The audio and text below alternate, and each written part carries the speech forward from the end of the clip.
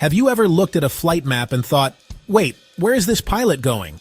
You're flying from, say, New York to Tokyo, and instead of a straight shot across the Pacific, your little plane icon starts veering wildly north, seemingly on a massive detour over Alaska.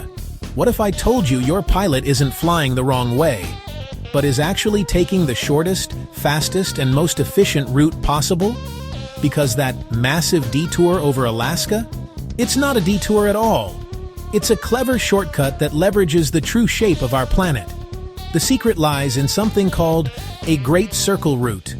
To understand this, you have to forget everything you think you know from looking at flat maps. Our brains are wired to think in straight lines, the shortest distance between 2 points. And on a flat surface, like a piece of paper, that's absolutely true. But we don't live on a piece of paper. We live on a sphere. The shortest path between 2 points on a sphere isn't a straight line, but an arc, a segment of a great circle. A great circle is any circle drawn on a globe whose center is also the center of the Earth. Think of the equator. That's a great circle. If you were to slice the Earth perfectly in half at any angle, the edge of that slice would form a great circle. When pilots plan a long-haul flight, they are essentially following a piece of one of these giant circles. So why does this perfect, efficient arc look so bizarrely curved on our flight trackers? The culprit is map distortion. Most of the flat maps we use, from classrooms to online apps, are based on the Mercator projection. This method was designed in the 16th century for sea navigation because it preserves angles, making it easy to plot a course with a constant compass bearing.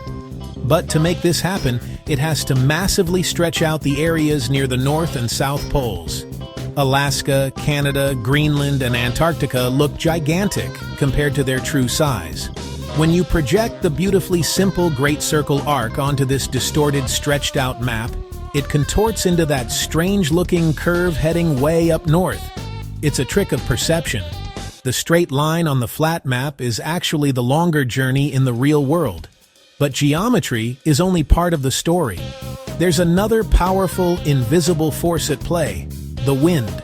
High up in the atmosphere, around the altitude where planes cruise, are fast-moving rivers of air called jet streams. These winds, which can blow at over 200 miles per hour, circle the globe from west to east. By flying a northern route over regions like Alaska, pilots can strategically enter these jet streams and catch a massive tailwind. Think of it like a moving walkway at the airport. This tailwind boosts the plane's ground speed significantly, allowing it to cover more distance with less fuel and in less time. For an airline, saving even a few minutes and a few hundred gallons of fuel on every flight adds up to millions of dollars in savings each year. So, pilots will often adjust their Great Circle path slightly to maximize their time inside these helpful air currents. Now, let's talk about safety. At first, you might think it's about avoiding the ocean. The Pacific is the largest and deepest ocean on the planet. Losing an engine at 30,000 feet above endless water doesn't sound ideal. And you're not wrong. This is where a crucial aviation rule called ETOPS comes in. ETOPS stands for Extended Range Twin Engine Operations Performance Standards. In simple terms, it's a rating that dictates how far a twin-engine plane can fly from the nearest suitable diversion airport. For example, an ETOPS 180 rating means the plane must always stay within 180 minutes of flying time to an emergency airport, even on just one engine. The route over Alaska and the Aleutian Islands is dotted with viable diversion airports, like Anchorage, Cold Bay, and others. Flying this northern path makes it much easier for airlines to comply with ETOPS rules, keeping the flight within a safe distance of land. A direct route straight across the heart of the Pacific would have far fewer emergency options, making it a logistical and regulatory challenge. So yes, safety does matter, and this route provides a crucial safety net. Flying this far north also introduces some unique challenges. These are often called polar routes. One concern is increased radiation. The Earth's magnetic field, which protects us from cosmic and solar radiation, is weaker at the poles. This means that on these routes, both crew and passengers are exposed to slightly higher levels of radiation. It's a very small amount, comparable to getting a dental X-ray, and is carefully monitored by airlines to ensure crew exposure stays well within safe annual limits. Another issue is the extreme cold. At cruising altitude over these regions, temperatures can drop below -65 degrees Celsius. This creates a risk of the jet fuel freezing.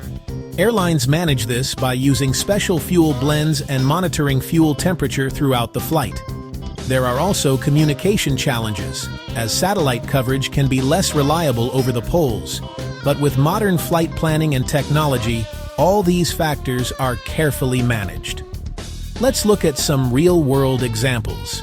A flight from New York to Tokyo saves over 1,000 miles by taking the Great Circle route near Alaska, compared to flying straight on a flat map. That's nearly 2 hours of flying time. From Seattle to Seoul, the arc is less pronounced, but still shaves off significant time and fuel by hugging the Aleutian Islands. And for the ultimate example, look at a flight from Dubai to Los Angeles.